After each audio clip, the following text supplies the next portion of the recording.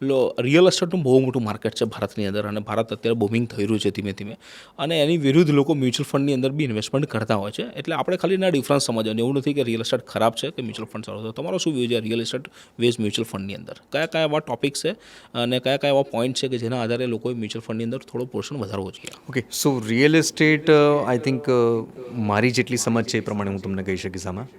મેં આજ દિન સુધી ખાલી ઘર સિવાય બીજું કોઈ રિયલ એસ્ટેટ બાય કરેલું નથી. બરાબર. કારણ કે એક નોર્મલ અમે રિટર્ન્સ ફેક્ટર્સ દેખતા હોય છે કે રિયલ એસ્ટેટનું રિટર્ન્સ પેન ઇન્ડિયા જો એક ફિગર છે એના પ્રમાણે જ તમને કહું છું કે ભાઈ મ્યુચ્યુઅલ ફંડનું રિટર્ન્સ ઓર સનસેક્સનું return last 40 years is 15%, 14.7 something કંઈક છે, એટલે લગભગ 15%.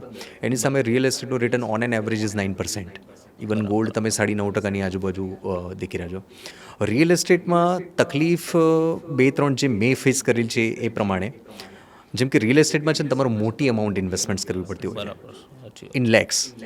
જ્યારે આજે હવે તો કરોડોમાં. હવે તો કરોડમાં થઈ ગઈ. બટ જ્યારે હવે અત્યારની નવી જે પેઢી છે કે જે દર મહિને ઇન્કમ કમાઈ રહ્યું છે, એની પાસે ઓપ્શન નથી, તો એની પાસે શ્રેષ્ઠ ઓપ્શન મ્યુચ્યુઅલ ફંડની એસઆઈપી છે.